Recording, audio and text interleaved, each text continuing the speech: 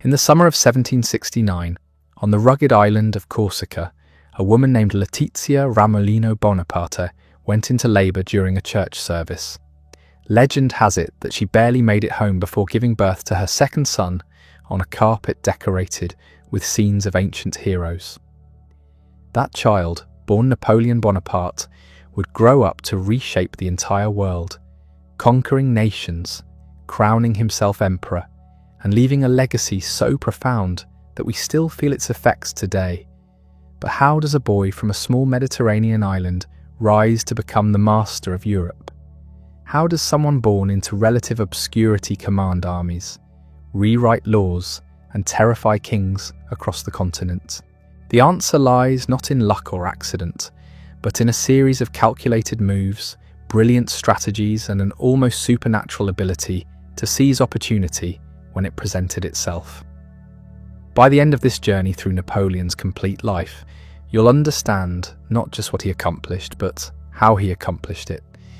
You'll discover the military genius behind his victories, the political mastermind who revolutionized government, and the complex human being whose ambitions ultimately led to his downfall. We're going to explore every phase of his extraordinary existence, from his humble beginnings as the son of a minor Corsican nobleman to his final exile on a remote Atlantic island. What makes Napoleon's story so compelling isn't just the scale of his achievements, it's the speed with which he rose and fell, the audacity of his dreams, and the way he transformed everything he touched. In less than 2 decades, he went from being an unknown artillery officer to the Emperor of the French, controlling territory from Spain to Poland.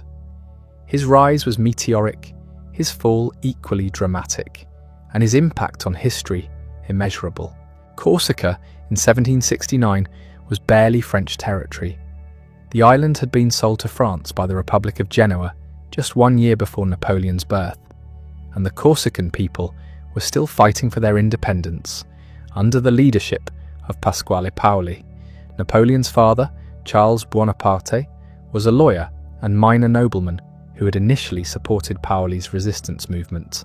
But when French forces decisively defeated the Corsican rebels at the Battle of Ponte Novo in 1769, Charles made a pragmatic decision that would change his family's destiny forever. He switched sides, pledging loyalty to the French crown. This decision proved crucial for young Napoleon. By aligning with France, Charles gained access to opportunities that would have been impossible under Corsican independence. He secured positions in the French colonial administration and, most importantly, obtained scholarships for his sons to attend French military schools. It was a calculated gamble that paid off spectacularly, though at the cost of being branded a traitor by some of his fellow Corsicans. Napoleon's childhood was shaped by the harsh realities of island life and the complex political situation surrounding his birth. Corsica was a land of vendetta and clan loyalty, where disputes were settled with knives and honour was valued above life itself. The landscape was unforgiving, the climate extreme, and survival required both cunning and strength. These early experiences would forge Napoleon's character in ways that no amount of formal education could match. Letizia Bonaparte, Napoleon's mother, was a formidable woman who managed the household with an iron fist, while her husband pursued his political ambitions. She bore 13 children, though only 8 survived to adulthood, and she instilled in all of them a fierce sense of family loyalty and ambition. Napoleon would later credit his mother with teaching him the value of discipline and the importance of never showing weakness to one's enemies. The Bonaparte family lived in a modest stone house in Ajaccio, the island's capital. While they were considered nobility by Corsican standards, their wealth was limited, and they depended heavily on Charles's connections to the French administration for their status and income. This precarious position taught Napoleon early lessons about the importance of political alliances and the dangers of depending too heavily on the favour of others. When Napoleon was 9 years old, his father's careful cultivation of French connections bore fruit. Through his friendship with the Count of Marbeuf, the French military governor of Corsica, Charles secured a scholarship for Napoleon to attend the Royal Military School at Brienne-le-Château in northeastern France. It was an opportunity that would have been unimaginable just a few years earlier, but it came at a personal cost.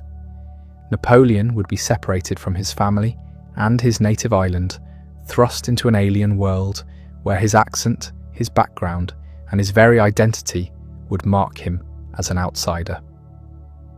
The journey to France in 1779 was Napoleon's first real venture beyond Corsica's shores.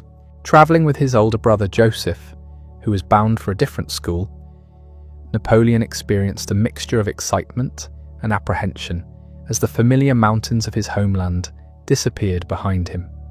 He was leaving everything he knew to enter a world that would test every aspect of his character and intelligence. Brienne-le-Château was a prestigious institution designed to prepare the sons of the nobility for careers as officers in the French army. The school was run by the Minims, a Catholic religious order, and life there was strictly regimented.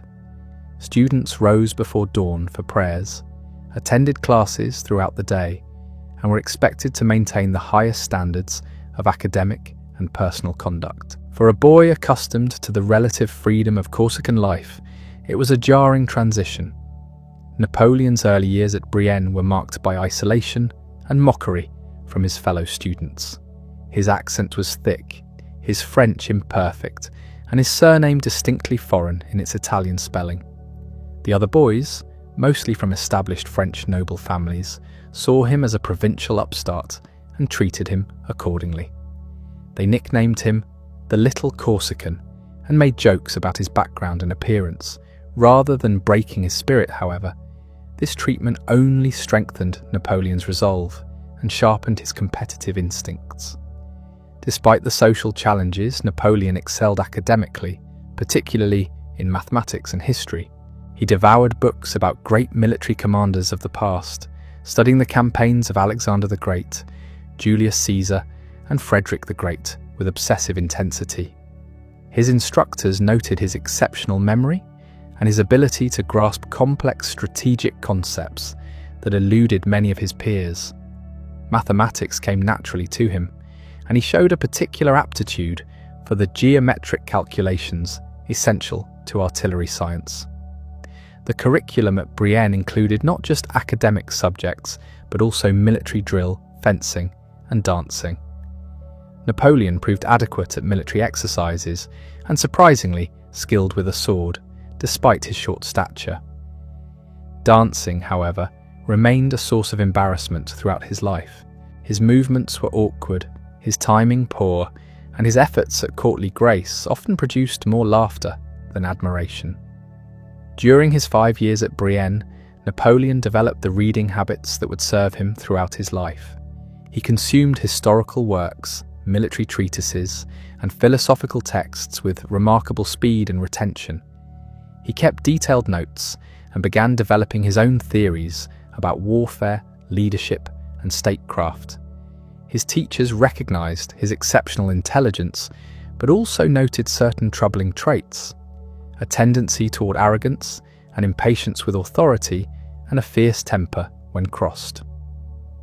The social isolation Napoleon experienced at Brienne had profound psychological effects that would influence his entire career. Cut off from his family and scorned by his peers, he learned to rely entirely on his own abilities and judgment. He developed a deep mistrust of established hierarchies and conventional wisdom, preferring to form his own opinions based on careful study and observation. This intellectual independence would later serve him well as a military commander, but it also contributed to the sense of isolation that would plague him throughout his life. Religious instruction was a significant component of life at Brienne, but Napoleon showed little enthusiasm for spiritual matters.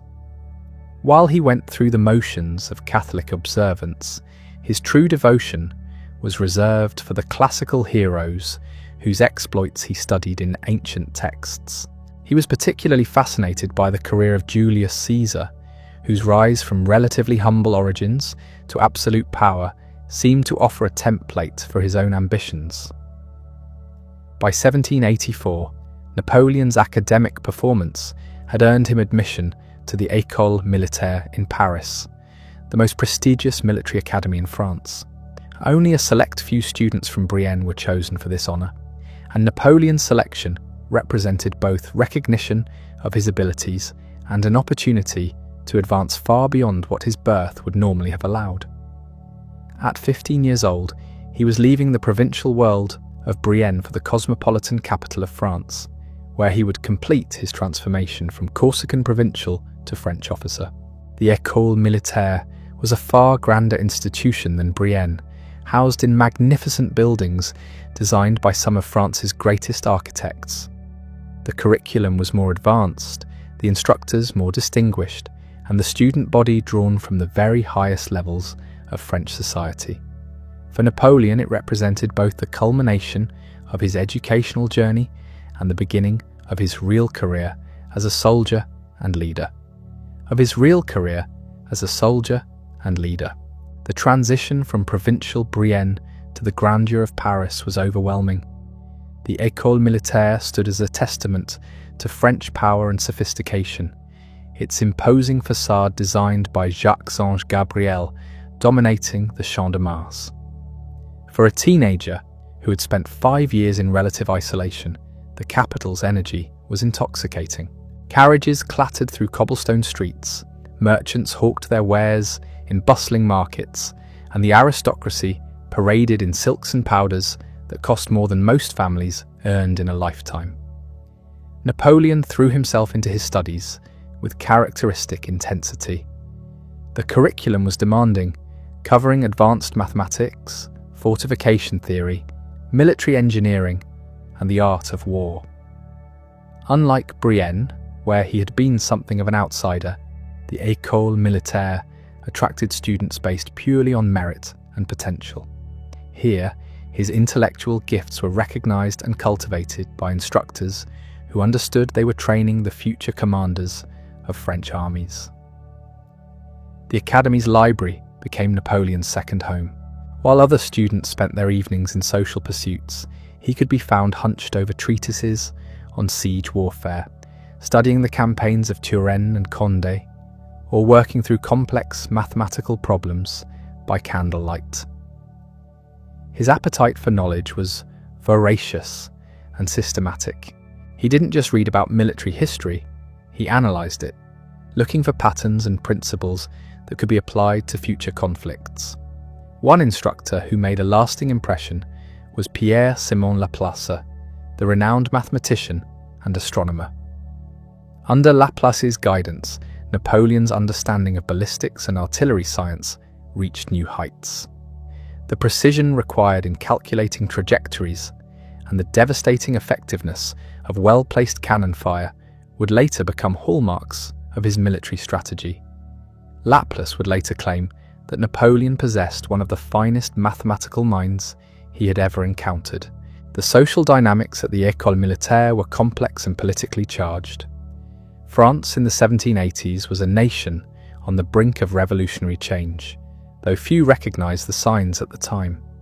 The monarchy was bankrupt, the nobility resistant to reform, and new ideas about government and society were circulating among intellectuals and progressives. Napoleon absorbed these political currents with the same intensity he brought to his military studies, recognizing that understanding politics was essential for any ambitious officer. Financial pressures constantly threatened Napoleon's position at the academy. His father's death in 1785 left the Bonaparte family in precarious circumstances, and there were moments when it seemed Napoleon might be forced to abandon his studies and return to Corsica. The weight of family responsibility fell heavily on his young shoulders. As the most promising of Charles Bonaparte's sons, Napoleon felt obligated to succeed not just for himself, but for his entire family's future prospects. The contrast between his modest background and the wealth of his fellow students was a source of constant tension. While his classmates received generous allowances from their families and dressed in the finest uniforms money could buy, Napoleon made do with threadbare clothing and carefully rationed meals. This economic disparity reinforced his sense of being an outsider and fueled his determination to prove that merit mattered more than birth or wealth. During his time in Paris, Napoleon also encountered the philosophical works that would shape his worldview. He read Voltaire's critiques of religious authority, Rousseau's theories about the social contract, and Montesquieu's analysis of governmental systems. These Enlightenment thinkers challenged traditional assumptions about monarchy, aristocracy, and divine right, offering alternative models for organizing society based on reason and merit rather than heredity and tradition. The military exercises at the École Militaire were far more sophisticated than anything Napoleon had experienced at Brienne. Mock battles involved hundreds of students maneuvering across the training grounds, testing their ability to coordinate infantry, cavalry, and artillery in complex tactical situations. Napoleon's performances in these exercises were consistently outstanding, demonstrating an intuitive grasp of battlefield dynamics that impressed both instructors and fellow students. His reputation as a strategic thinker grew throughout his time at the academy. Other students began seeking his advice on tactical problems, recognizing that he possessed an unusual ability to see patterns and possibilities that escaped others. Napoleon's confidence in his own judgments increased correspondingly, and he began to develop the supreme self-assurance that would characterize his later career. The graduation examination in 1785 was the culmination of Napoleon's formal military education. Students were tested on every aspect of their training, from theoretical knowledge to practical application. Napoleon's performance was exemplary, earning him a commission as a second lieutenant in the artillery regiment of La Fère. At just 16 years old, he had achieved his goal of becoming an officer in the French army. But this was merely the first step in a journey that would take him far beyond anything he could have imagined. The artillery corps was considered the most technical and intellectually demanding branch of the French military. Unlike the cavalry, which attracted aristocratic glory seekers, or the infantry, which relied primarily on courage and discipline, the artillery required mathematical precision, scientific knowledge, and innovative thinking. It was the perfect assignment for someone of Napoleon's temperament and abilities, offering opportunities to apply theoretical knowledge in practical situations. His first posting took him to the garrison town of Valence in southeastern France, where the regiment of La Fère was stationed. The transition from the stimulating environment of Paris to the provincial routine of garrison duty was jarring. Days were spent in endless drills, equipment maintenance, and administrative duties that seemed to waste his carefully cultivated talents. The boredom was almost unbearable for someone accustomed to constant intellectual stimulation. Yet even in this mundane setting, Napoleon found ways to distinguish himself. He volunteered for additional duties, studied the latest developments in artillery technology, and began writing his own analyses of military problems. His superiors quickly recognized his exceptional abilities and began assigning him responsibilities normally reserved for more senior officers.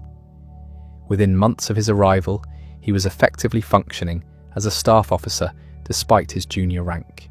The social life of a provincial garrison held little appeal for Napoleon.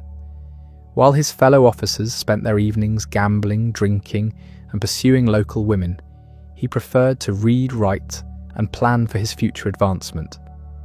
This antisocial behaviour earned him a reputation as an oddball, but it also allowed him to develop the habits of systematic study and reflection that would serve him throughout his career.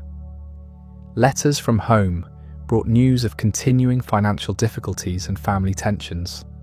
His mother, Letizia, was struggling to maintain the family's position in Corsican society, and his younger siblings needed education and support that the family could barely afford. Napoleon felt the weight of these responsibilities keenly, understanding that his success or failure would determine the fate of everyone he cared about.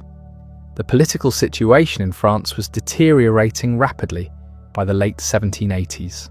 The monarchy's financial crisis had forced King Louis XVI to convene the Estates General for the first time since 1614, bringing together representatives of the clergy, nobility, and commoners to address the nation's problems. What began as an attempt at fiscal reform quickly evolved into a fundamental challenge to the entire structure of French society. Napoleon watched these developments with fascination and growing excitement. The old order that had seemed so permanent and oppressive was beginning to crack, creating opportunities for talented individuals regardless of their background. The revolution that erupted in 1789 would transform not just France, but Napoleon's own prospects in ways he could never have anticipated. The fall of the Bastille on July 14, 1789, sent shockwaves throughout French society. In garrison towns across the country, officers debated whether to support the revolutionary government or remain loyal to the monarchy. For Napoleon, the choice was never really in doubt. The revolution represented everything he had come to believe about merit, opportunity, and the need to sweep away outdated privileges based on birth rather than ability. The revolutionary wars that engulfed Europe in the 1790s provided Napoleon with the stage he needed to demonstrate his extraordinary talents. As France declared war against the monarchies of Europe, who viewed the revolution as a mortal threat to their own legitimacy, opportunities for rapid advancement multiplied for officers willing to embrace the new order. The old system of promotion, based on noble birth, had crumbled overnight, replaced by a meritocracy that rewarded skill, courage, and results above all else. Napoleon's first real taste of combat came in 1793 during the siege of Toulon, a crucial Mediterranean port that had fallen to British and Royalist forces. The revolutionary government desperately needed to recapture the city, both for strategic reasons and to demonstrate that the Republic could defend itself against foreign intervention. When Napoleon arrived at the siege lines as a captain of artillery, the Republican forces had been stalled for months, unable to break through the formidable defences that protected the harbour. The situation at Toulon was chaotic. Multiple generals had tried and failed to coordinate an effective assault, and morale among the Republican troops was dangerously low. Naval vessels from Britain, Spain, and Naples controlled the harbour, providing the defenders with supplies and reinforcement, while bombarding any Republican positions that came within range. The siege had devolved into a bloody stalemate that was draining resources the revolutionary government could not afford to lose. Napoleon studied the tactical situation with the same analytical approach he had applied to historical campaigns at the École Militaire. While other officers focused on frontal assaults against the strongest enemy positions, he identified a weakness that had escaped everyone else's attention. By positioning artillery batteries on a promontory overlooking the harbour, he could make the anchorage untenable for enemy ships, forcing them to withdraw and leaving the garrison without naval support. His plan was elegant in its simplicity, but required precise execution under extremely dangerous conditions. The guns would have to be moved into position at night, sighted accurately despite enemy fire, and maintained under constant bombardment. When Napoleon presented his strategy to the commanding general, he was initially dismissed as an unknown captain with grandiose ideas. Only the intervention of political commissioners from Paris, who recognized the plan's potential, secured approval for the operation. The battery Napoleon established became known as the Battery of the Convention, and its success exceeded even his optimistic projections. Within days of opening fire, the Allied fleet was forced to evacuate Toulon harbour, taking with them the royalist leaders and many civilian supporters of the monarchy. The garrison, now isolated and facing inevitable assault, surrendered after brief resistance. Napoleon's tactical innovation had broken a siege that had defied solution for months.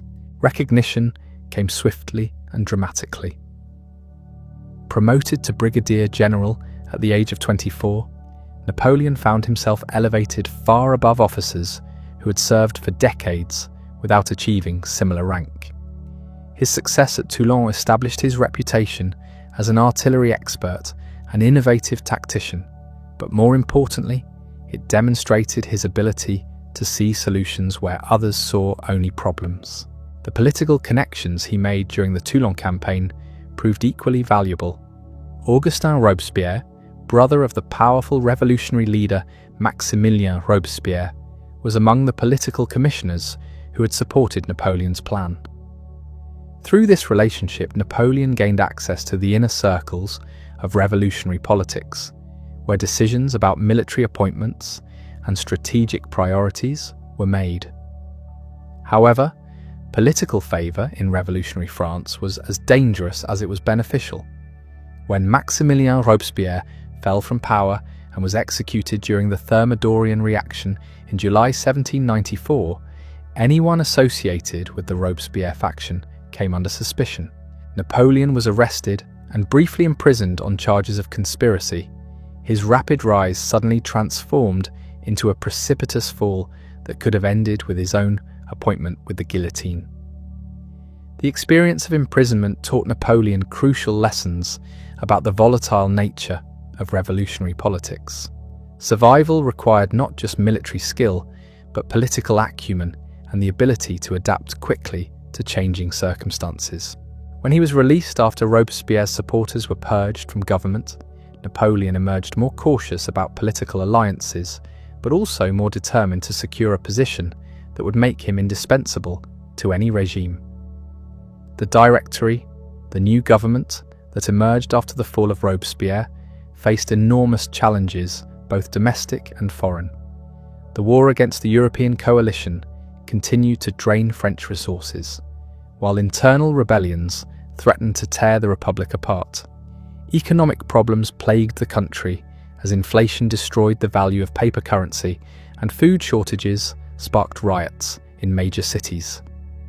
The government needed military victories to maintain legitimacy, and talented generals who could deliver those victories were in short supply.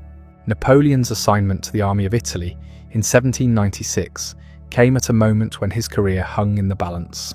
At 27, he was the youngest general in French service, commanding troops who were skeptical of his abilities and suspicious of his rapid promotion.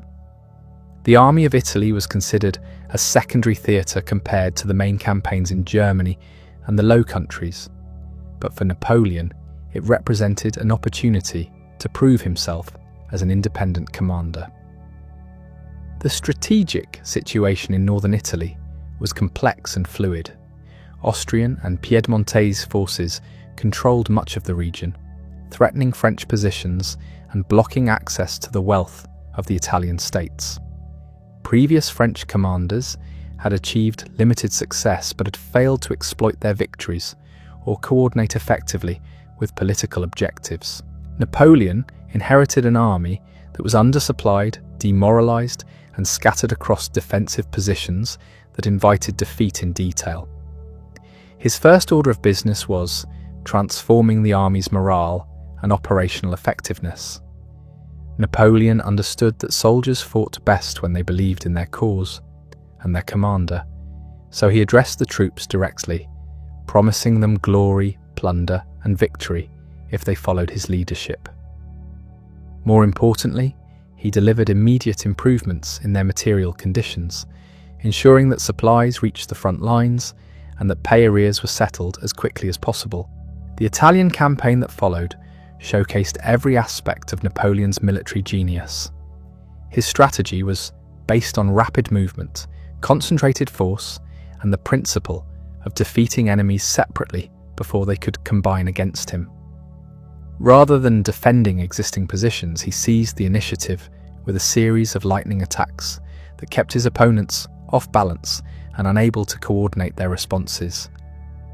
The Battle of Montenotte on April 12, 1796, was Napoleon's first major victory as an independent commander.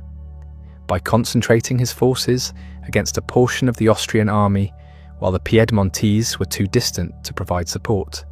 He achieved local superiority despite being outnumbered overall.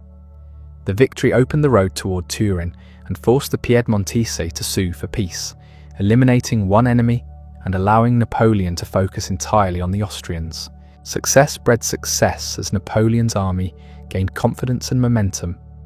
The capture of Milan brought enormous prestige and valuable resources, while victories at Lodi, Castiglione, and Arcola established Napoleon's reputation as a tactical genius capable of achieving the impossible. His bulletins describing these triumphs were published throughout France, making him a household name and popular hero at a time when the Directory desperately needed good news. The wealth Napoleon extracted from conquered Italian territories solved many of the Directory's financial problems, while funding further military operations. Unlike previous commanders who had focused primarily on military objectives, Napoleon understood that war must serve political and economic purposes. The millions of francs in tribute, the artistic treasures shipped to Paris, and the commercial concessions granted to French merchants all contributed to his value in the eyes of his political superiors. Perhaps most importantly, the Italian campaigns demonstrated Napoleon's ability to combine military action with diplomatic initiatives. Rather than simply conquering territory, he negotiated with local rulers, established client republics, and created a political structure that would outlast his immediate military presence. His correspondence with the Directory revealed a sophisticated understanding of international relations and a confidence in his own judgment that sometimes bordered on insubordination. The peace negotiations with Austria that culminated in the Treaty of Campo Formio in 1797 showed Napoleon's diplomatic skills in action. Rather than accepting the limited terms the Directory had authorized, he negotiated a comprehensive settlement that expanded French influence throughout northern Italy while securing Austrian recognition of French conquests in the Rhineland. The treaty was a diplomatic triumph that enhanced Napoleon's reputation as much as his military victories had. By the time he returned to Paris in late 1797, Napoleon had transformed himself from a promising young general into a national hero whose popularity rivaled that of the government itself. The Directory found itself in the uncomfortable position of depending on a subordinate whose achievements had made him virtually untouchable politically. For Napoleon, this was exactly the position he had sought, the leverage he needed to shape his own destiny and pursue even grander ambitions. The Egyptian expedition of 1798 represented Napoleon's boldest gamble yet. A campaign designed to strike at British interests in the East while building his own legend as a conqueror in the tradition of Alexander the Great. The strategic rationale was compelling. Egypt controlled the routes to India, where British commercial interests were most vulnerable. But the real motivation was Napoleon's recognition that he needed spectacular achievements to maintain his political position at home. The expedition to Egypt was audacious beyond measure. While the Directory saw it as a way to strike at British commerce and potentially remove a politically dangerous general from France, Napoleon envisioned something far grander. He wasn't just planning a military campaign, he was orchestrating a scientific and cultural expedition that would rival the greatest achievements of antiquity.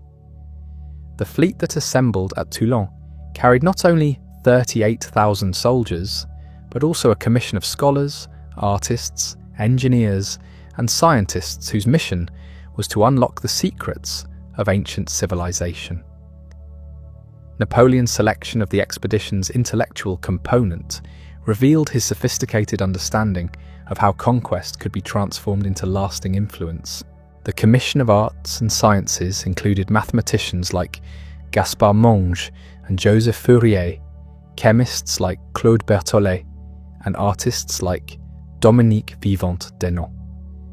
Their presence served multiple purposes, lending legitimacy to what might otherwise appear as mere territorial aggrandizement, while ensuring that French achievements in Egypt would be documented and celebrated for posterity. The strategic deception required to launch the expedition demonstrated Napoleon's growing mastery of both military and political theatre. Admiral Nelson's British fleet controlled the Mediterranean, making any large-scale French naval operation extraordinarily risky. Napoleon solved this problem through misdirection and timing, allowing rumours to circulate about possible destinations while maintaining absolute secrecy about the true objective until the last possible moment. Even his own officers remained ignorant of their destination until the fleet was well at sea. The capture of Malta on June 12, 1798, provided both a strategic base and a demonstration of Napoleon's evolving approach to governance. Rather than simply occupying the island, he implemented comprehensive reforms that abolished feudalism, established civil equality, and created modern administrative structures. The Knights of Malta, who had ruled the island for centuries, found themselves swept aside by revolutionary principles backed by overwhelming force. It was a preview of how Napoleon would later restructure entire nations according to his vision of rational government. The landing in Egypt near Alexandria on July 1, 1798, marked the beginning of one of history's most extraordinary campaigns. The army that disembarked faced challenges unlike anything they'd encountered in European warfare. The desert climate was brutal, water sources were scarce, and the enemy they faced fought according to tactics and traditions completely foreign to European military experience.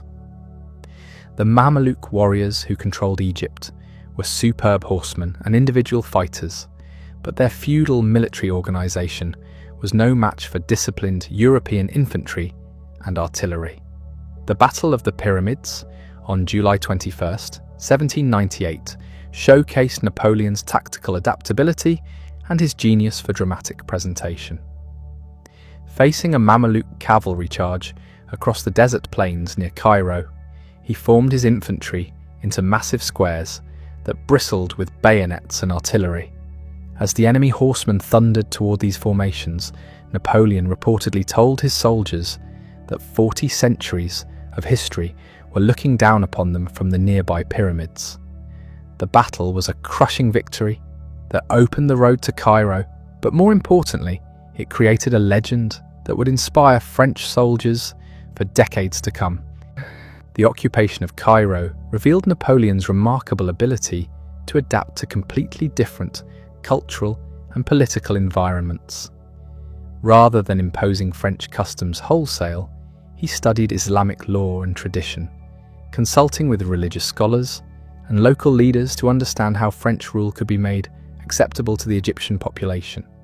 He even went so far as to suggest that he and his army might convert to Islam if it would facilitate their acceptance, a proposal that scandalized his Christian soldiers but demonstrated his pragmatic approach to conquest.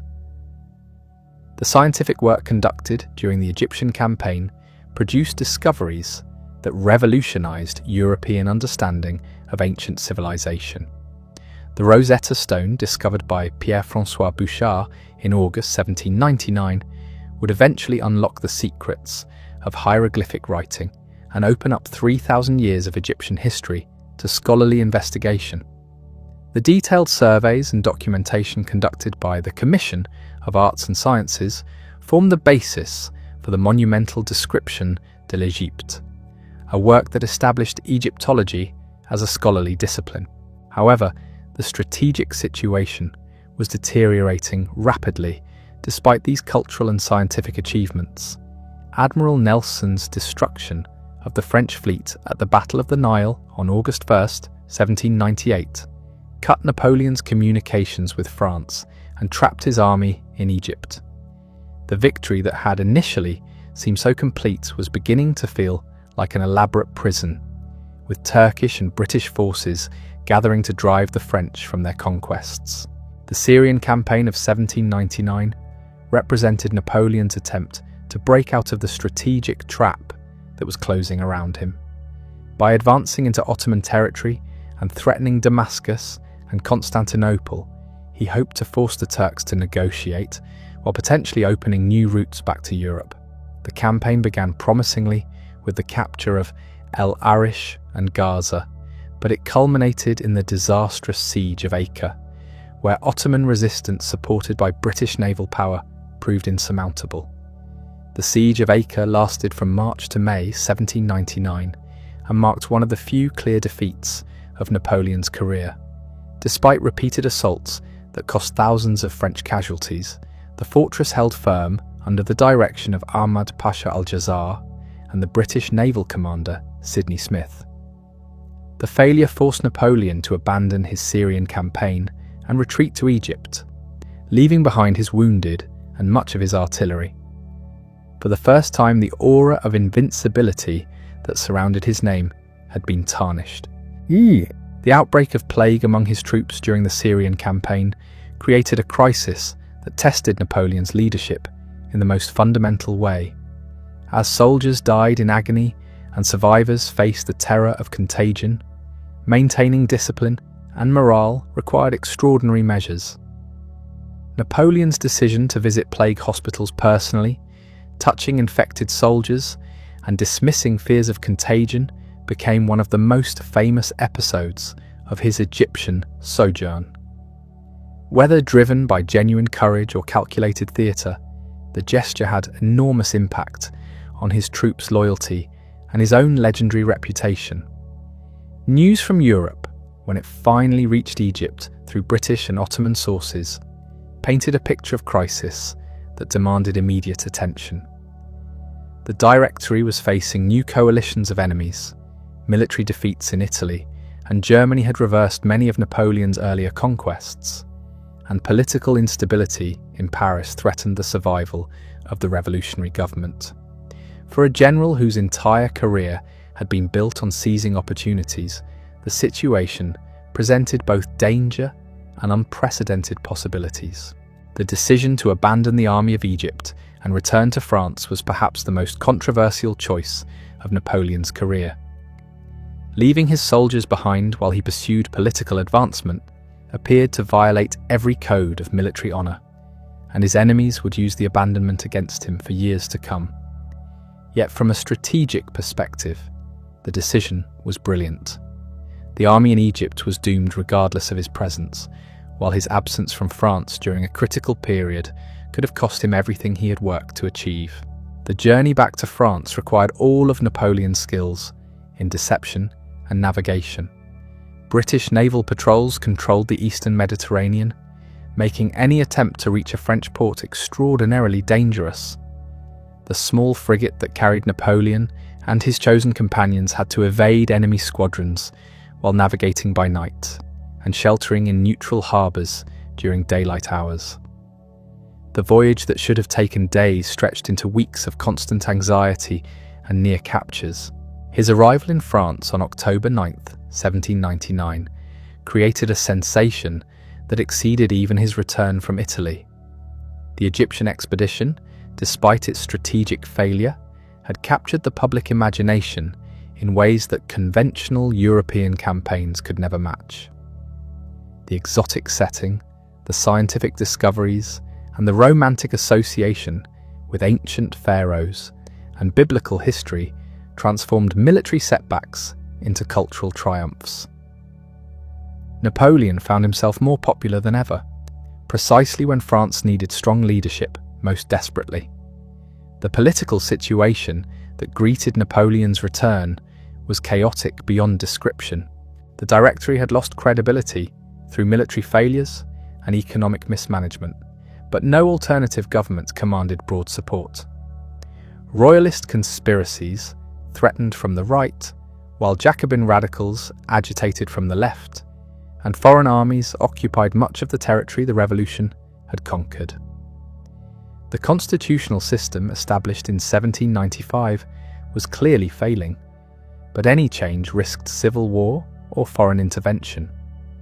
The coup d'état of 18 Brumaire, November 9th, 1799, was the culmination of weeks of careful planning by politicians desperate to save the Republic from collapse.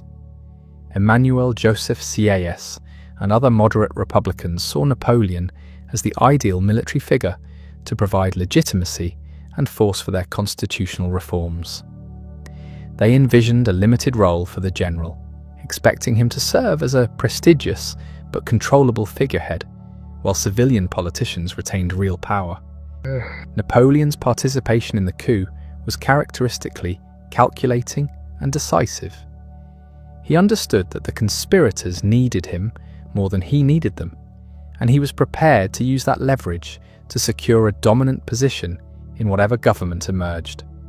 The dramatic confrontation in the Council of 500, where deputies shouted, "Down with the dictator," and Napoleon was physically assaulted, demonstrated both the risks he was taking and his willingness to face them for the sake of ultimate power.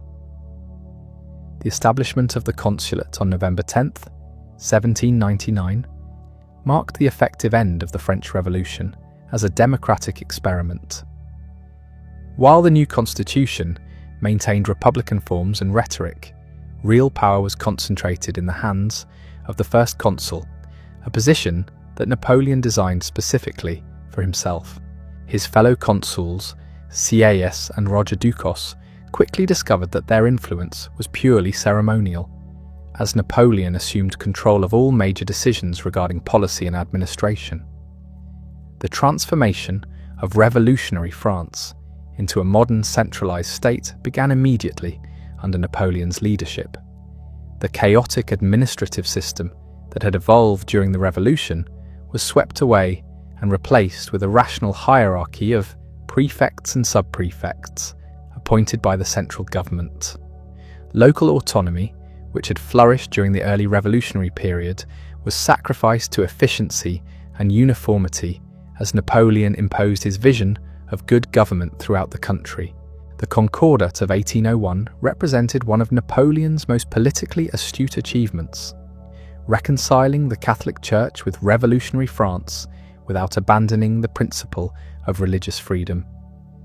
By negotiating directly with Pope Pius VII, Napoleon ended the schism that had divided French Catholics since the civil constitution of the clergy in 1790.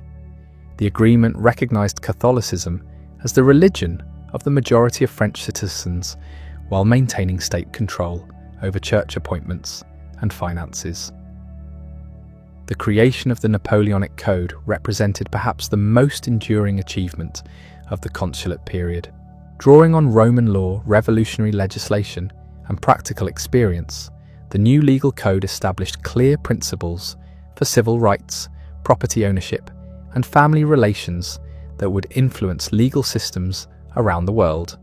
Napoleon's personal involvement in the code's development was extensive, attending many of the drafting sessions and contributing his own practical wisdom to complex legal questions. Educational reform under the consulate laid the foundation for France's modern school system, while serving Napoleon's broader goals of creating a meritocratic society. The establishment of lycées provided advanced education for talented students, regardless of their social background, while the University of France created a centralized system for training teachers and administrators. These institutions produced the educated professionals and loyal bureaucrats that Napoleon needed to govern his expanding empire. The military reforms implemented during this period transformed the French army into the most effective fighting force in Europe.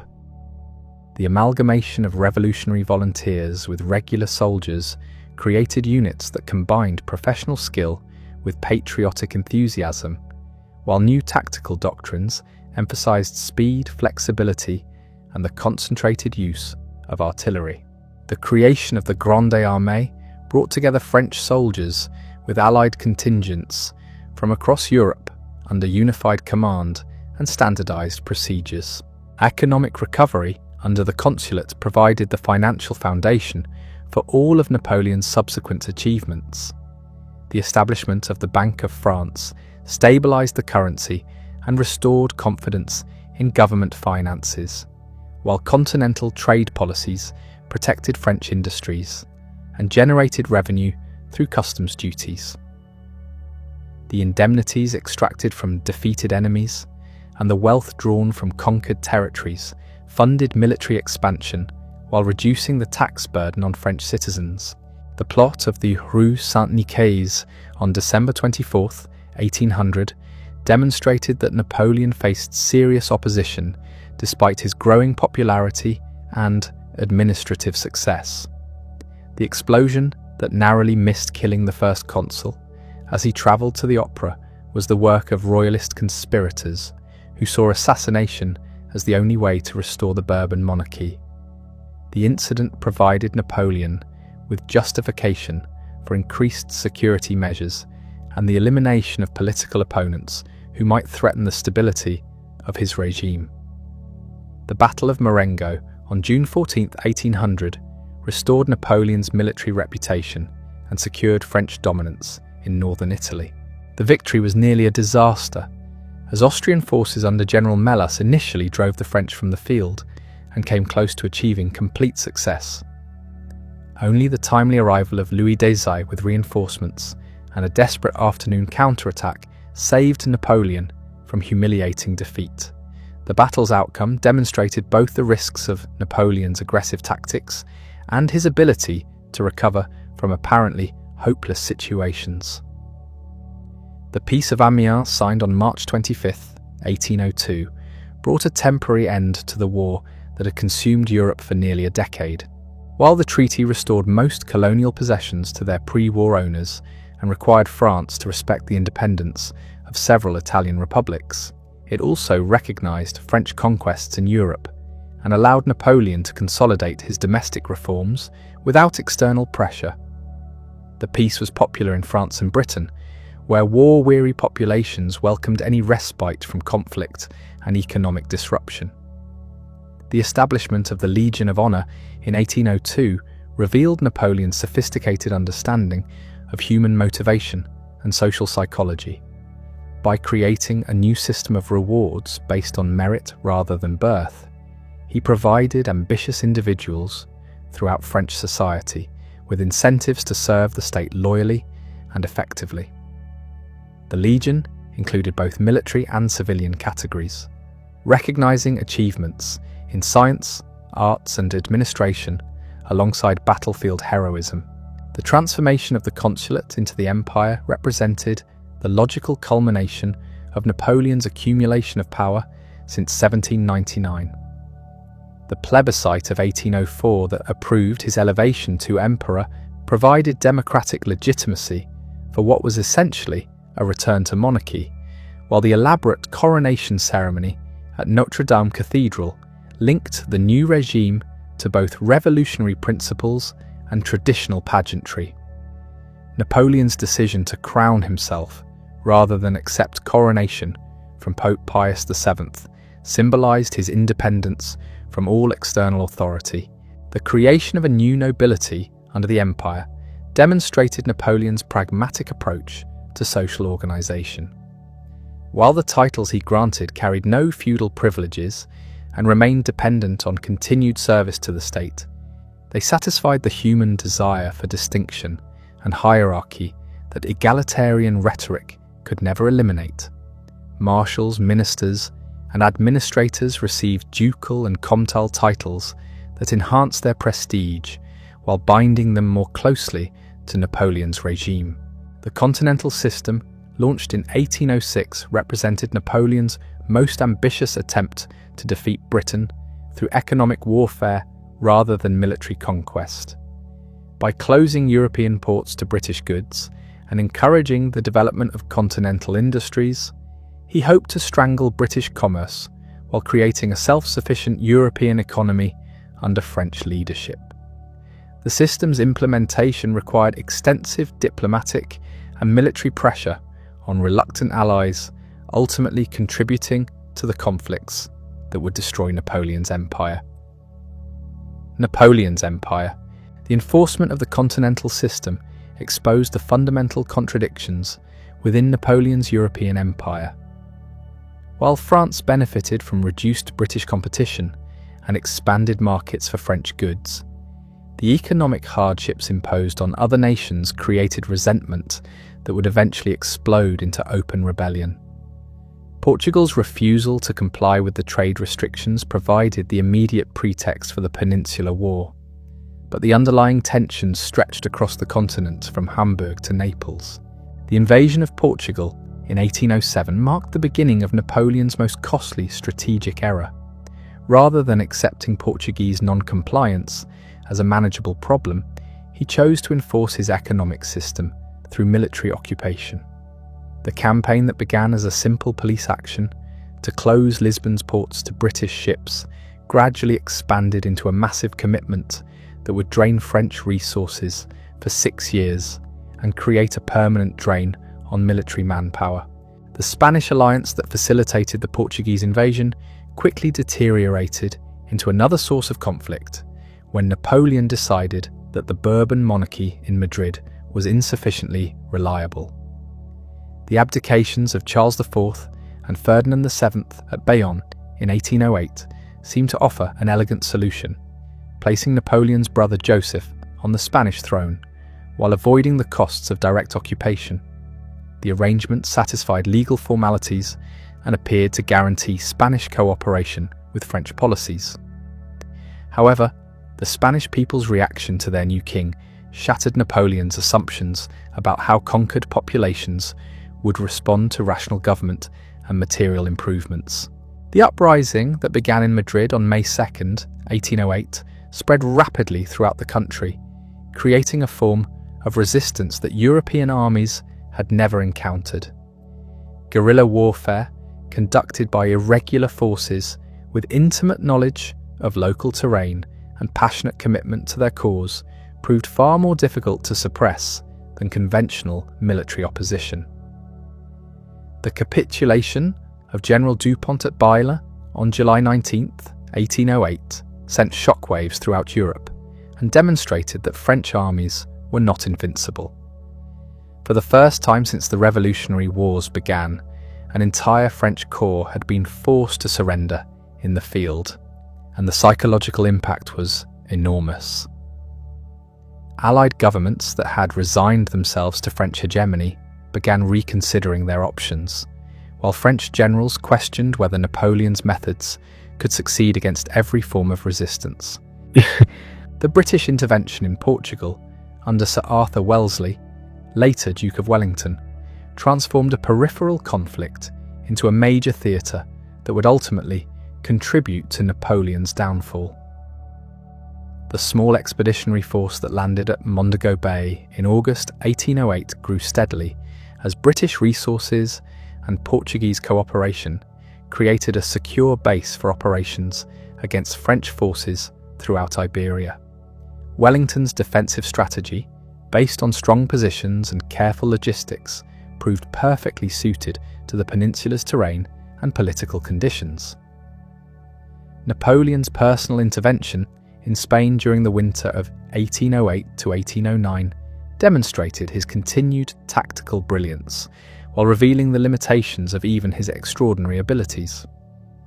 The rapid campaign that recaptured Madrid and drove British forces to Corunna was a masterpiece of operational art, but it could not resolve the fundamental problem of governing a hostile population with insufficient military resources.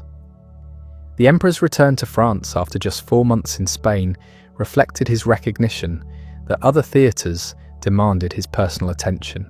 The Wagram campaign of 1809 showed that Austria remained determined to challenge French hegemony, despite repeated defeats and humiliating peace settlements. Archduke Charles had spent the interval since Austerlitz reforming the Austrian army along French lines, creating a more flexible and effective force that could potentially match Napoleon's tactical innovations. The Austrian declaration of war in April 1809 opened a new phase of the Napoleonic Wars that would test both sides' capacity for sustained conflict. The Battle of Aspern-Essling on May 21st to 22nd, 1809, provided Napoleon with his first clear tactical defeat on a European battlefield. The Austrian army's successful defence of the Danube crossings demonstrated that French methods could be countered by competent opponents with adequate preparation and favourable terrain. The heavy French casualties and Napoleon's forced withdrawal shattered the myth of his tactical invincibility and encouraged further resistance throughout Europe. The subsequent victory at Wagram on July 5 to 6, 1809, restored French military prestige, but at a cost that revealed the changing nature of Napoleonic warfare. The massive artillery bombardment that broke Austrian resistance required unprecedented concentrations of guns and ammunition, while casualty levels on both sides exceeded anything seen in earlier campaigns. The battle's outcome secured another favourable peace treaty, but the resources required to achieve victory suggested that future conflicts would be even more demanding. The marriage alliance with Austria that followed the Peace of Schönbrunn represented both the pinnacle of Napoleon's diplomatic achievement and the beginning of his personal isolation from the revolutionary principles that had originally legitimised his rule. The divorce from Josephine, who had shared his rise to power, and the marriage to Marie-Louise, daughter of his former enemy, Emperor Francis, symbolised the transformation of the revolutionary general into a traditional dynastic ruler seeking legitimacy through royal bloodlines. The birth of Napoleon's son, the King of Rome, on March 20th, 1811, seemed to guarantee the continuation of the Bonaparte dynasty, while raising new questions about the empire's future direction. The infant's existence provided Napoleon with the heir he had long desired, but it also created obligations and considerations that conflicted with the aggressive expansionism that had built his power. The responsibilities of fatherhood and dynasty sat uneasily with the restless energy that had driven his earlier achievements. The Russian alliance that had emerged from the Treaty of Tilsit gradually deteriorated as both emperors pursued conflicting interests that could not be reconciled through diplomatic compromise. Alexander's withdrawal from the continental system, his annexation of Oldenburg, and his independent policies in Poland all challenged Napoleon's vision of European order under French leadership. The breakdown of personal friendship between the two emperors reflected deeper incompatibilities between Russian and French strategic objectives. The economic pressures created by the continental system were undermining French prosperity despite initial benefits to domestic industries. The shortage of colonial goods, the disruption of traditional trade routes, and the costs of enforcing economic restrictions throughout Europe were creating popular discontent that threatened the stability of Napoleon's regime. The emperor's recognition that military conquest could not solve fundamental economic problems led him to consider increasingly desperate measures to force British submission. The Grande Armée that assembled for the Russian campaign in 1812 represented the largest military force ever concentrated under a single commander in European history. More than 600,000 soldiers from across the continent marched toward the Russian frontier, including French veterans, German allies, Italian conscripts, and Polish volunteers united only in their service to Napoleon's ambitions. The army's multinational character reflected both the scope of French influence and the political fragility of the coalition that sustained it.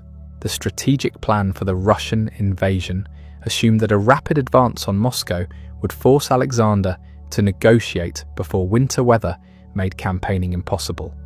Napoleon's previous experience suggested that decisive battles, followed by the occupation of enemy capitals, produced favourable peace settlements, and he saw no reason why the same approach would not succeed against Russia. The campaign's timing and objectives reflected his confidence that European warfare followed predictable patterns that his methods could exploit. The crossing of the Niemen River on June 24, 1812, marked the beginning of the most ambitious and ultimately disastrous campaign of Napoleon's career. The massive logistical challenges of supplying such an enormous force across the vast distances of Eastern Europe were compounded by the Russian strategy of trading space for time, while avoiding the decisive battles that Napoleon desperately needed. The emperor's frustration with his enemies' refusal to fight according to conventional military doctrine, grew as his army advanced deeper into hostile territory. The Battle of Borodino on September 7th, 1812, provided the climactic encounter that Napoleon had sought throughout the campaign, but the tactical victory came at a strategic cost that ultimately doomed the entire enterprise. The Russian army's stubborn defense of prepared positions resulted in casualties so severe that both sides were effectively crippled, while the French advance to Moscow achieved nothing more than the occupation of an abandoned and soon-to-be burning city. The Pyrrhic nature of the victory demonstrated that Napoleon's tactical methods had reached their limits against an enemy willing to accept unlimited losses. The retreat from Moscow, beginning in October 1812, became one of history's greatest military disasters, as supply failures, partisan attacks, and brutal weather conditions destroyed the largest army Europe had ever seen.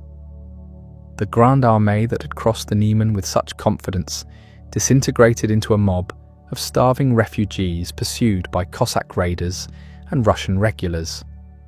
Napoleon's decision to abandon his army and race back to Paris to organise new forces marked the effective end of French hegemony in Europe. The German campaign of 1813 represented Napoleon's last opportunity to preserve his empire through military victory. But the coalition arrayed against him now included virtually every European power except Denmark and a few minor German states. The battles of Lutzen, Bautzen and Dresden showed that the emperor retained his tactical genius, but his enemies had learned to avoid decisive engagements while coordinating their forces to exploit French weaknesses. The strategy of attrition that had succeeded in Russia was now being applied across Central Europe. The defection of Bavaria and other German allies during the Leipzig campaign demonstrated that Napoleon's empire was built on foundations too weak to survive sustained pressure. The Battle of the Nations from October 16th to 19th, 1813, became the largest engagement of the entire Napoleonic period, as over 500,000 soldiers from across Europe converged on the Saxon city. The French defeat was inevitable, given the overwhelming numerical superiority of the Allies, but Napoleon's tactical skill prolonged the contest and allowed much of his army to escape westward. The invasion of France in 1814 brought the consequences of 20 years of warfare home to the French people for the first time since the revolutionary period.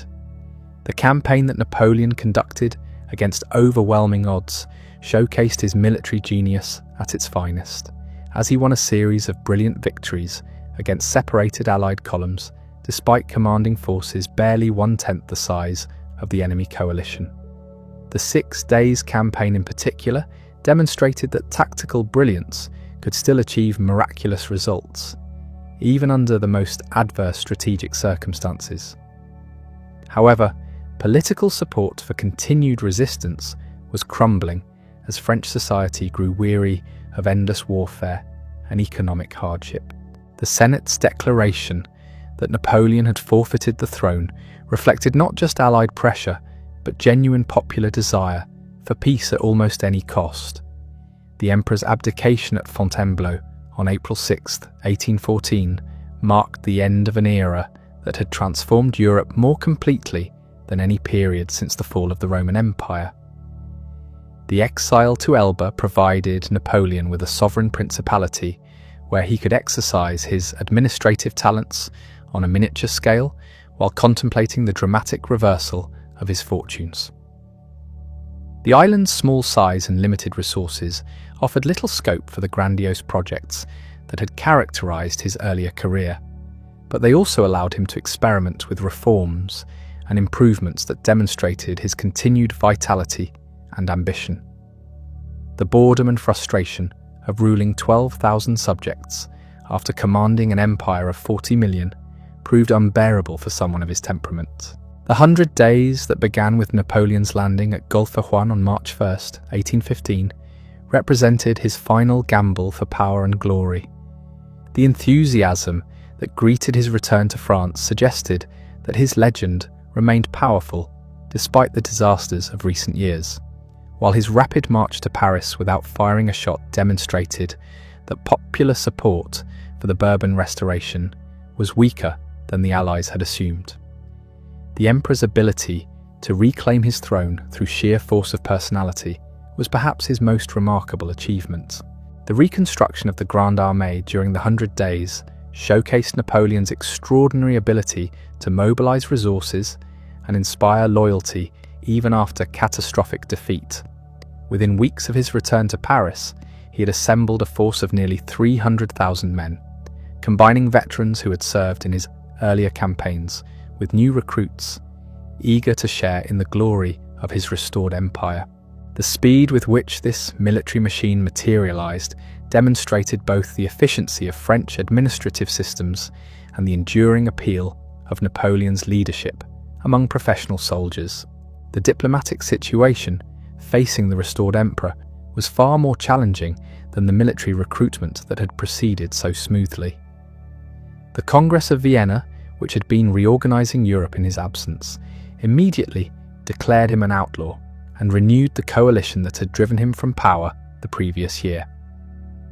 Britain, Austria, Prussia, and Russia pledged to maintain 800,000 troops in the field until Napoleon was permanently eliminated as a threat to European stability.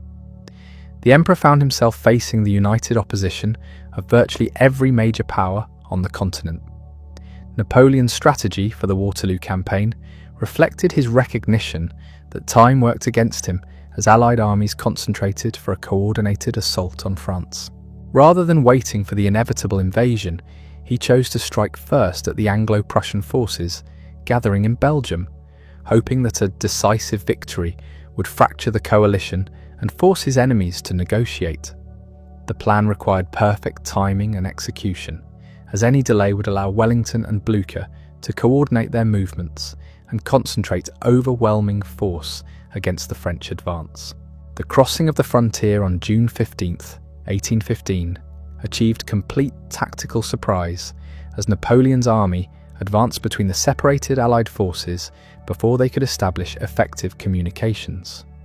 The Emperor's ability to move large numbers of troops without detection demonstrated that his skills in operational planning remained as sharp as ever, while the initial success at Charleroi suggested that his final campaign might achieve the dramatic reversal of fortune that he desperately needed. The Battle of Ligny on June 16th provided Napoleon with his last victory on European soil, as his forces defeated Blücher's Prussians in a hard-fought engagement that seemed to validate his strategic concept. The Prussian withdrawal opened the road to Brussels while potentially eliminating one of the two enemy armies from the campaign. However, the incomplete nature of the victory allowed most of Blücher's force to escape destruction, and the failure to pursue aggressively would prove crucial in the campaign's final phase. The simultaneous engagement at Quatre Bras revealed the limitations of divided command, as Marshal Ney's wing failed to achieve decisive results against Wellington's advance guard. The inconclusive nature of both battles on June 16th left Napoleon facing the same strategic problem that had confronted him at the campaign's outset, with enemy forces still capable of mutual support despite his initial success in separating them. The Emperor's decision to concentrate against Wellington while dispatching Grouchy to pursue the Prussians reflected his belief that the British force represented the more dangerous opponent. The morning of June 18th, 1815, found the two armies facing each other across the muddy fields near the village of Waterloo, with Napoleon confident that his tactical superiority would overcome Wellington's defensive advantages. The Emperor's battle plan was characteristically straightforward, relying on artillery bombardment followed by infantry assault to break the enemy line before British reinforcements could arrive.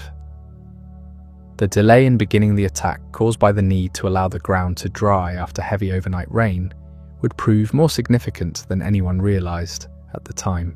The initial French attacks achieved partial success as d'Erlon's corps penetrated Wellington's centre, and Ney's cavalry charges threatened to break the British squares. However, The stubborn resistance of veteran British infantry and the timely arrival of Prussian forces on the French right flank gradually shifted the battle's momentum against Napoleon. The Emperor's increasing desperation was evident in his commitment of the Imperial Guard, his last reserve, in a final attempt to achieve the breakthrough that would secure victory. The repulse of the Guard's attack marked the psychological turning point of the battle as the cry, "La Garde recule," spread panic through French ranks that had never seen their elite units retreat. Wellington's general advance, coordinated with Blucher's assault on the French right, transformed an orderly withdrawal into a complete rout that destroyed Napoleon's army as an effective fighting force. The Emperor's escape from the battlefield preserved his person, but could not salvage his political position or his dynasty's future. The return to Paris after Waterloo revealed that Napoleon's political support had evaporated as completely as his military power. The Chamber of Deputies refused to support continued resistance, while public opinion had turned decisively against further warfare that could only bring foreign occupation and national humiliation. The Emperor's second abdication on June 22, 1815, lacked the dramatic character of his first, reflecting the exhaustion and disillusionment that had replaced the enthusiasm of his return from Elba. The negotiations surrounding Napoleon's final exile demonstrated the Allies' determination to prevent any repetition of the 100 Days episode. The selection of St. Helena, a remote island in the South Atlantic, reflected careful calculation of geographic and political factors that would make escape impossible, while ensuring that the fallen emperor could not become a rallying point for French opposition to the restored Bourbon monarchy. The British government's assumption of responsibility for Napoleon's custody reflected both their naval supremacy and their particular interest in preventing his return to power. The voyage to St. Helena aboard HMS Northumberland provided Napoleon with time to reflect on the extraordinary trajectory of his career and to begin shaping the legend that would outlive his physical existence. His conversations with fellow passengers and his dictated memoirs revealed a man determined to present his achievements in the most favourable light while minimising the costs of his ambitions. The process of mythologization that would transform the exile into a romantic hero began even before his arrival at his final prison. Life on St. Helena was constrained by the British government's determination to prevent any possibility of escape or rescue. The island's garrison was substantial. Naval patrols monitored the surrounding waters, and Napoleon's movements were severely restricted despite his nominal status as a prisoner of state rather than a common criminal. The elaborate precautions reflected both the exile's continued charisma and the authorities' awareness that his supporters throughout Europe remained numerous and potentially dangerous. The Governor Sir Hudson Lowe's interpretation of his instructions created constant friction with Napoleon over questions of protocol, correspondence, and daily routine. The former emperor's insistence on being treated according to his imperial dignity conflicted with Lowe's responsibility to maintain security and prevent any activity that might facilitate escape or political communication. These petty disputes, magnified by the isolation and boredom of exile, dominated the final years of Napoleon's life. The composition of his memoirs became Napoleon's primary occupation as he sought to shape historical understanding of his career and to justify the decisions that had led to his downfall. The dictated accounts of his campaigns, political achievements, and personal philosophy revealed both his continued intellectual vitality and his determination to influence posterity's judgment. The process of dictation to loyal companions like Las Cases, Montholon, and Bertrand created a body of material that would fuel Napoleon's legend for generations. The exile's health began deteriorating significantly in 1819 as stomach problems that had troubled him for years became increasingly severe. The limited medical knowledge of the period made accurate diagnosis impossible, while the isolation of St. Helena prevented consultation with specialists who might have provided effective treatment. The debate over whether Napoleon was suffering from cancer, poisoning, or other conditions would continue long after his death, adding another layer of mystery to his legend. The political changes sweeping Europe during Napoleon's exile demonstrated the continuing influence of ideas and institutions he had established during his years of power. The revolutions of 1820 in Spain and Italy, the Greek struggle for independence, and the growing demands for constitutional government throughout the continent all reflected principles that Napoleon had championed and implemented. His example continued to inspire both liberals seeking political reform and nationalists challenging foreign domination. The former emperor's correspondence with sympathizers throughout Europe, despite official restrictions, revealed his continued engagement with political developments and his hope that changing circumstances might create opportunities for his return. The letters smuggled off St. Helena contained not only personal messages, but also political commentary and strategic analysis that demonstrated his undiminished interest in shaping events beyond his island prison. The gradual erosion of the European settlement established in 1815 suggested to Napoleon that the Allies' unity was fragile, and that new conflicts might create possibilities for French resurgence under Bonaparte leadership. The diplomatic tensions between Britain and the continental powers, the economic difficulties facing restored monarchies, and the persistence of revolutionary sentiment all indicated that the post-Waterloo order might prove temporary. Napoleon's relationship with his son, the Duke of Reichstadt, living under Austrian supervision in Vienna, became a source of both hope and frustration during the exile years. The former emperor's letters to Marie-Louise and his attempts to influence his child's education reflected his desire to preserve the Bonaparte dynasty, while recognizing the practical impossibility of direct communication. The knowledge that his heir was being raised as an Austrian archduke rather than a French prince added personal anguish to political disappointment. The final months of Napoleon's life were marked by increasing physical weakness and growing reconciliation with mortality. The former emperor, who had commanded millions of soldiers and governed vast territories, found himself reduced to the most basic human concerns of pain, memory, and approaching death.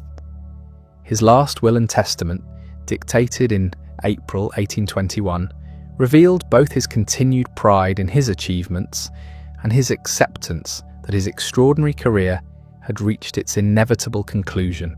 The death of Napoleon Bonaparte on May 5, 1821, at the age of 51, marked the end of an era that had transformed Europe more completely than any period since the fall of Rome. The former emperor's final words, reportedly, "France Army, Head of the Army, Josephine," summarized the passions that had driven his remarkable life, while suggesting the human emotions that had persisted beneath the imperial grandeur. The news of his death, when it reached Europe weeks later, prompted complex reactions that ranged from relief among his former enemies to genuine grief among those who had served his cause. The immediate aftermath of Napoleon's death revealed the continuing power of his legend, even as his physical presence was removed from the political equation. The British authorities' careful handling of his funeral and burial reflected their awareness that the exile's death might create a martyr whose influence could prove more dangerous than his living presence had been. The simple ceremony conducted on St. Helena contrasted sharply with the elaborate pageantry that had characterized the emperor's public appearances during his years of power. The return of Napoleon's remains to France in 1840, orchestrated by King Louis Philippe's government, demonstrated the extent to which the Bonaparte legend had been rehabilitated in French popular consciousness. The spectacular funeral procession through Paris and the elaborate tomb constructed at Les Invalides transformed the former emperor into a national icon whose achievements were celebrated while the costs of his ambitions were conveniently forgotten. The The ceremony marked the beginning of a mythologization process that would make Napoleon one of history's most enduring figures. The influence of Napoleon's legal and administrative reforms extended far beyond his death, as the codes and institutions he had established continued to shape governance throughout Europe and beyond. The Napoleonic Code became a model for legal systems across the globe, while his educational and administrative innovations influenced the development of modern state structures in dozens of countries. The practical achievements of his rule proved more durable than his military conquests, creating a legacy that outlasted the political arrangements established by his enemies. The strategic and tactical innovations Napoleon had introduced continued to influence military thinking throughout the 19th century and beyond. Professional armies worldwide studied his campaigns for insights into operational planning, battlefield tactics, and the coordination of different military branches. The emperor's emphasis on mobility, concentration of force, and decisive action became standard doctrine for generations of officers who had never served under his command. The Romantic movement that swept European culture during the decades following Napoleon's death drew heavily on his legend as an example of individual genius transcending conventional limitations. Writers, artists, and musicians found in his story the perfect embodiment of romantic ideals about passion, ambition, and the triumph of will over circumstance. The transformation of the practical politician and military commander into a romantic hero represented one of history's most successful exercises in myth-making. The democratic and nationalist movements that characterized 19th century European politics often invoked Napoleon's example as justification for their own revolutionary activities. The emperor's career demonstrated that dramatic political change was possible, and that traditional authorities could be overthrown by determined individuals with popular support. The legend of Napoleon became inseparable from the broader narrative of European democratization and national liberation. The Industrial Revolution that transformed European society during the decades after Waterloo was facilitated by many of the legal and educational changes Napoleon had introduced during his years of power. The emphasis on merit over birth, the standardization of weights and measures, and the improvement of transportation infrastructure all contributed to economic modernization that might have proceeded more slowly under traditional systems. The emperor's practical achievements created conditions that fostered the very changes he might not have anticipated or desired. The scientific revolution that swept through European universities and academies during the post-Napoleonic era owed much to the emperor's own passion for empirical investigation and rational inquiry. His creation of technical schools and emphasis on mathematical education had produced a generation of engineers, scientists, and administrators who approached problems with the analytical methods he had championed. The metric system he had promoted became the foundation for international scientific collaboration, while the scholarly expeditions he had sponsored established new standards for systematic research and documentation. The memory of Napoleon's Egyptian campaign continued to inspire archaeological and anthropological investigations throughout the 19th century as European scholars sought to unlock the secrets of ancient civilizations. The scientific approach he had pioneered, combining military objectives with scholarly research, became a model for later expeditions to Africa, Asia, and the Americas. The Description de l'Égypte remained the standard reference work for decades, demonstrating how conquest could be transformed into lasting intellectual achievements. Military engineering advanced rapidly during the decades following Napoleon's death, as armies worldwide adopted the fortification techniques and siege methods his campaigns had perfected. The emperor's integration of artillery, infantry, and cavalry into coordinated tactical systems influenced military doctrine across Europe and America, while his emphasis on rapid movement and flexible command structures became standard practice for professional armies. The staff systems he had developed provided templates for military organization that remained relevant well into the 20th century. The diplomatic protocols Napoleon had established during his negotiations with European powers created precedents that shaped international relations. Long after his exile, his use of treaties to restructure entire regions, his creation of client states, and his manipulation of nationalist sentiment provided lessons that future statesmen would study and adapt. The concept of balance of power that emerged from the Congress of Vienna was itself a reaction to Napoleon's demonstration of what could be achieved through aggressive diplomacy backed by military force. Educational institutions throughout Europe adopted curricula and methods derived from Napoleon's reforms of French schools and universities. The emphasis on practical subjects, competitive examinations, and merit-based advancement spread far beyond France's borders, as other nations recognized the advantages of systematic education over traditional aristocratic privilege. The lycée system he had created became a model for secondary education that influenced school development across the continent and in European colonies worldwide. The economic theories that emerged during the Industrial Revolution often referenced Napoleon's attempts to create a continental trading system as either positive or negative examples of state intervention in commerce. His continental system, despite its ultimate failure, had demonstrated both the possibilities and limitations of economic warfare, while his promotion of French industries had shown how government policy could stimulate technological innovation and commercial development. Economists and political theorists continue to debate the lessons of his economic experiments decades after his death. Urban planning and public works projects throughout 19th century Europe reflected the influence of Napoleon's transformation of Paris and other French cities during his reign.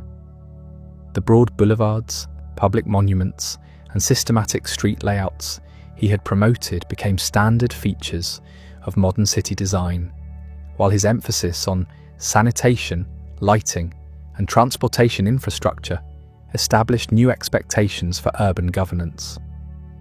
Cities from London to St. Petersburg adopted elements of the Napoleonic approach to municipal improvement. The medical advances achieved during Napoleon's campaigns, particularly in battlefield surgery and military hygiene, revolutionized healthcare throughout Europe and beyond. The emperor's support for vaccination programs and his army's systematic approach to treating wounded soldiers established new standards for military medicine that influenced civilian medical practice.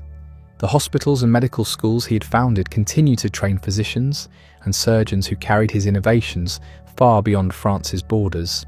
Prison reform movements throughout the 19th century drew inspiration from Napoleon's reorganization of France's penal system and his emphasis on rehabilitation over purely punitive measures. His legal codes had established new standards for criminal justice that influenced prison design and administration across Europe, while his creation of work programs for convicts provided models for productive imprisonment that reformers would adapt and expand. The humane treatment of prisoners became associated with enlightened governance partly through his example. Agricultural improvements introduced during Napoleon's reign continued to spread throughout European farming communities as his emphasis on scientific methods and crop rotation proved their value over traditional practices. The agricultural schools he had established trained a generation of farmers and estate managers who carried modern techniques to regions that had resisted innovation for centuries. The increased food production that resulted from these improvements helped support the population growth that characterized the Industrial Revolution. The standardization of weights, measures, and currency that Napoleon had imposed throughout his empire created efficiencies that persisted long after political boundaries had been redrawn.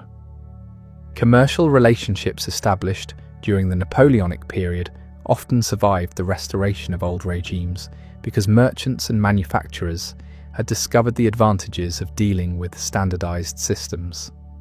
The economic integration his conquests had forced upon reluctant partners laid groundwork for the voluntary commercial cooperation that would emerge later in the century. Religious freedom and civil rights protections established under Napoleonic law influenced constitutional developments throughout Europe as liberals and reformers pointed to French examples of successful religious tolerance and legal equality. The emperor's reconciliation of competing religious traditions had demonstrated that diverse populations could coexist peacefully under secular legal frameworks, while his protection of minority rights had shown how governments could maintain stability while respecting individual conscience. The veterans of Napoleon's armies who scattered across Europe and the Americas after 1815 carried with them not only military expertise, but also political ideas and social attitudes that influenced developments far from the battlefields where they had served.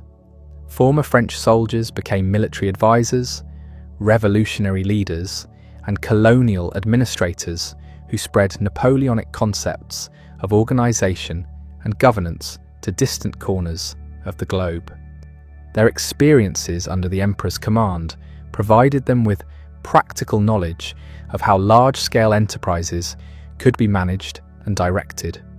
Art and architecture throughout the 19th century reflected the aesthetic principles Napoleon had promoted during his patronage of artists, sculptors, and architects. The neoclassical style he had favoured became associated with imperial grandeur and civic virtue, influencing public buildings and monuments across Europe and America. Museums and galleries he had established continued to shape artistic taste and cultural education, while the artistic treasures he had assembled in Paris attracted visitors who carried their aesthetic experiences back to their home countries. The engineering projects Napoleon had initiated or completed during his reign established new standards for large-scale construction that influenced infrastructure development throughout the industrial age. Roads, bridges, and canals, built according to his specifications, demonstrated the possibilities of systematic planning and coordinated execution, while the technical schools he had founded produced engineers who carried French expertise to projects worldwide. The transportation networks he had created facilitated commercial development that continued long after his political system had disappeared. Philosophical and political movements that emerged during the decades following Napoleon's death often defined themselves in relation to his legacy, whether as admirers seeking to complete his work or as critics determined to prevent any repetition of his methods.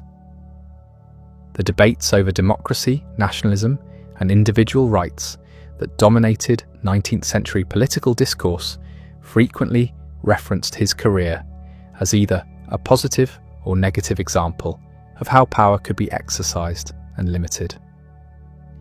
His transformation from revolutionary general to imperial autocrat provided material for endless theoretical discussions about the relationship between liberty and authority. The publishing industry that flourished during the 19th century owed much to Napoleon's promotion of literacy and his creation of educational institutions that produced large numbers of potential readers. The newspapers and periodicals he had established during his reign provided models for commercial publishing, while his own prolific correspondence and memoirs demonstrated the market potential for political and military literature. The reading public his educational policies had created became the foundation for the mass media that would emerge later in the century. Colonial administration throughout European empires incorporated techniques and principles derived from Napoleon's governance of conquered territories during his years of expansion. His methods for integrating diverse populations, managing distant provinces, and extracting resources from subject territories provided templates that colonial officials would adapt to circumstances in Africa, Asia, and the Americas. The administrative efficiency he had demonstrated influenced imperial policies that would shape global development for generations. Women's rights movements that emerged during the 19th century often referenced the legal protections Napoleon had extended to women in his civil code, while simultaneously criticizing the limitations those same laws had imposed on female independence. The emperor's recognition of women's property rights and his protection of wives and mothers had represented significant advances over traditional practices, but his emphasis on family authority and domestic roles had also reinforced certain restrictions. Feminist theorists found in his legislation both inspiration and targets for reform. The technological innovations that characterized the Industrial Revolution were facilitated by the scientific education and research institutions Napoleon had established during his reign. The emphasis on practical application of theoretical knowledge that he had promoted influenced the development of engineering and manufacturing techniques that transformed European society. Patent systems and industrial policies he had introduced provided frameworks for protecting and encouraging innovation that other nations would adopt and expand. International law and diplomatic practice evolved during the 19th century, partly in response to the precedents Napoleon had established through his treaties, alliances, and territorial arrangements. His use of plebiscites to legitimize political changes, his creation of new states and kingdoms, and his redrawing of ancient boundaries had demonstrated both the possibilities and dangers of radical diplomatic innovation. Legal scholars and international theorists continued to debate the implications of his methods, long after the specific arrangements he created had been superseded. The cultural exchanges that had flourished during Napoleon's empire continued to influence European intellectual development, as scholars, artists, and writers maintained relationships that transcended the political boundaries restored after 1815. The cosmopolitan atmosphere he had created in Paris and other major cities had brought together talent from across the continent, creating networks of collaboration and competition that persisted despite changed political circumstances. The international character of European culture that emerged during the 19th century owed much to the connections his empire had fostered. Banking and financial institutions throughout Europe adopted practices and principles derived from Napoleon's reorganization of French public finances and his creation of the Bank of France. The monetary policies he had implemented and the commercial relationships his empire had established provided models for economic development that influenced financial practice far beyond France's borders. The stability and predictability he had brought to currency and credit markets demonstrated the advantages of systematic financial administration over traditional ad hoc arrangements. The concept of popular sovereignty that had emerged from the French Revolution gained new dimensions through Napoleon's use of plebiscites and his appeals to national sentiment during his various campaigns. His demonstration that political authority could be derived from mass support rather than traditional legitimacy influenced democratic movements throughout Europe and the Americas. The techniques he had developed for mobilizing popular opinion became part of the toolkit available to future political leaders seeking to challenge established authorities. Military academies and staff colleges established throughout Europe and America during the 19th century incorporated curricula and methods derived from Napoleon's own military education and his reforms of French military instruction. The emperor's emphasis on systematic study of warfare, mathematical precision in planning, and practical experience in leadership became standard elements of professional military training.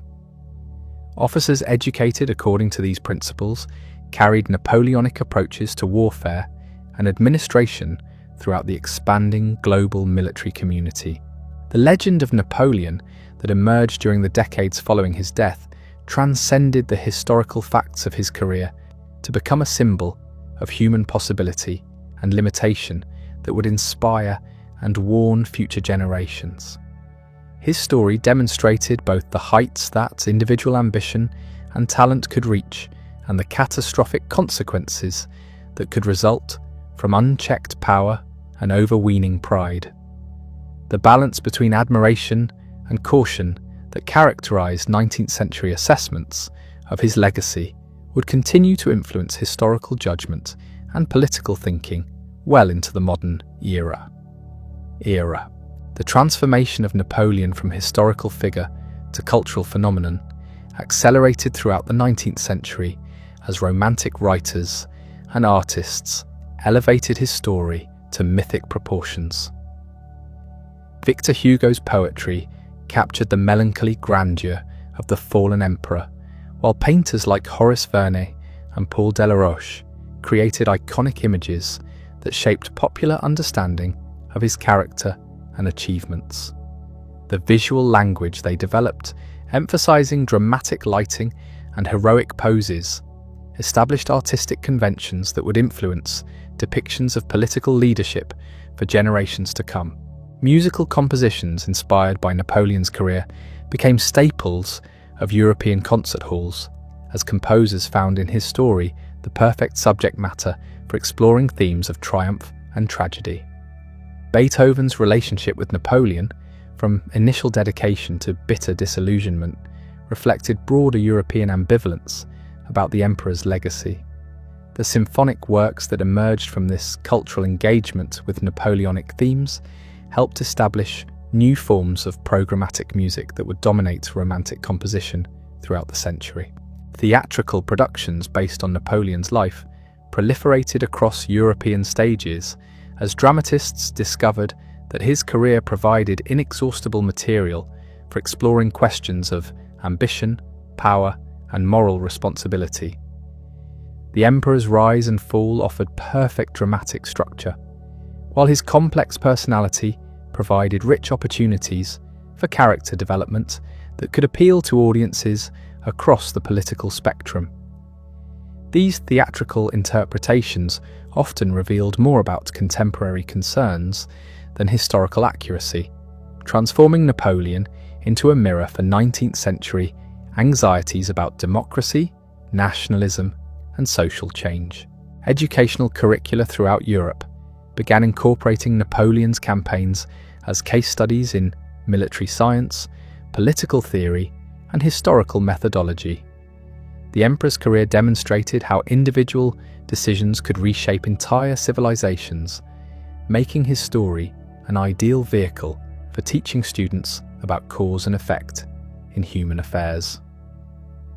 The systematic study of his methods and their consequences became a standard component of advanced education, ensuring that his influence would persist through generations of scholars and leaders who had never experienced his era directly. The emergence of professional historical scholarship during the 19th century was profoundly influenced by the need to understand and evaluate Napoleon's impact on European development. Historians developed new methods of documentary analysis and archival research, partly in response to the complexity of his legacy and the volume of sources his administration had generated. The critical examination of his policies and their long-term effects established precedents for historical methodology that would influence academic practice well beyond Napoleonic studies. Photography and other new technologies of image reproduction began to supplement painted and engraved portraits of Napoleon, creating a visual record that made his appearance familiar to millions who had never seen artistic representations of him. The proliferation of his image through mass-produced prints and photographs contributed to the development of modern celebrity culture, while demonstrating how political figures could maintain influence through careful management of their public persona. The techniques developed for promoting and preserving Napoleon's image provided templates for political marketing that would be refined and expanded by later leaders.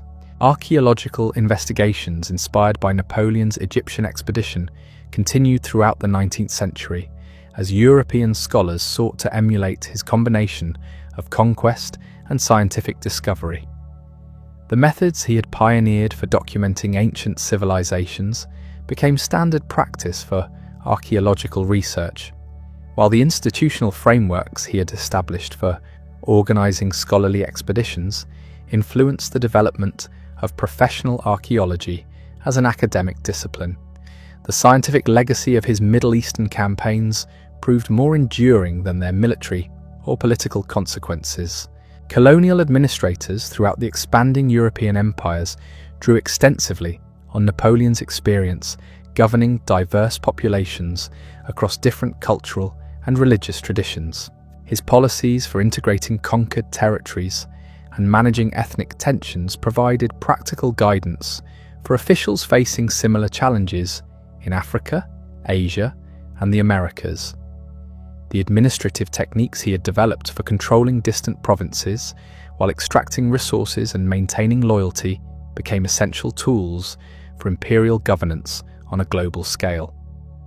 The commercial and industrial development that accelerated throughout Europe during the decades following Napoleon's death was facilitated by legal and institutional frameworks he had established during his years of power. Property rights, contract enforcement, and regulatory systems he had created provided the stability and predictability that entrepreneurs needed to invest in new technologies and expanded production. The economic infrastructure his administration had built became the foundation for industrial growth that would transform European society more completely than his military conquests had. Transportation networks established under Napoleon's direction continued to facilitate trade and communication long after the political boundaries they had connected were redrawn. Roads, canals, and bridges built according to his specifications remained vital components of European infrastructure, while the engineering standards he had promoted influenced construction projects worldwide. The transportation revolution that enabled industrial development throughout the 19th century built upon foundations his administration had laid during the brief period of continental unity under French leadership. Scientific institutions and research programs initiated during Napoleon's reign continued to advance human knowledge as the scholars and scientists he had supported carried their investigations far beyond the specific projects he had commissioned. The mathematical and technical education he had promoted produced generations of researchers who made fundamental contributions to physics, chemistry, engineering, and medicine. The scientific method he had championed through his patronage of research and his creation of technical schools became standard practice for academic institutions throughout Europe and beyond. Legal systems throughout the developing world incorporated principles and procedures derived from the Napoleonic Code as new nations sought proven frameworks for organizing their judicial institutions. The emperor's synthesis of Roman law, revolutionary principles, and practical experience provided a model that could be adapted to different cultural and political circumstances while maintaining internal consistency and logical structure. The global influence of his legal innovations exceeded even the territorial extent of his military conquests. Prison reform movements and criminal justice innovations throughout the 19th century continued to reference Napoleon's reorganization of French penal systems as evidence that humane treatment of offenders could be combined with effective law enforcement. His emphasis on rehabilitation over purely punitive measures influenced penal theory across Europe and America, while the work programs and educational opportunities he had provided for prisoners became standard components of progressive criminal justice policy. The humanitarian aspects of his domestic reforms proved more durable than the authoritarian methods he had used to implement them. Agricultural and rural development programs throughout Europe drew on techniques and policies Napoleon had pioneered for improving land use and increasing food production. The scientific approach to farming he had promoted through agricultural schools and experimental stations influenced rural development far beyond France's borders as governments recognized the economic and political importance of agricultural modernization. The increased productivity that resulted from applying his methods helped support the population growth and urbanization that characterized the Industrial Revolution. Religious and cultural tolerance policies established under Napoleonic administration provided precedents for managing religious diversity in increasingly pluralistic societies throughout Europe and the Americas. His successful reconciliation of competing religious traditions demonstrated that secular governments could maintain stability while respecting diverse spiritual beliefs and practices. The constitutional frameworks he had developed for protecting minority rights while maintaining social cohesion became models for democratic societies struggling with similar challenges. International commercial law and trade regulations evolved during the 19th century, partly in response to precedents Napoleon had established through his reorganization of European commerce and his attempts to create integrated economic systems. The customs unions and commercial treaties he had negotiated provided templates for economic cooperation that would be refined and expanded as industrialization created new opportunities for international trade.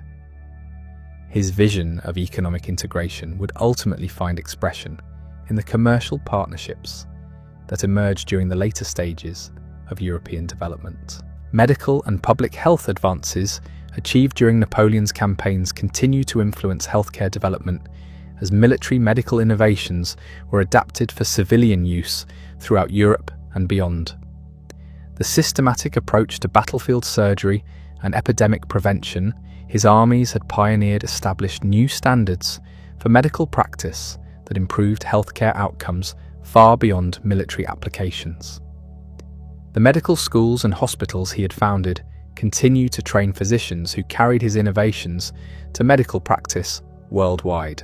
Urban planning principles derived from Napoleon's transformation of Paris and other French cities influenced municipal development throughout the industrial world as growing populations required new approaches to city design and administration.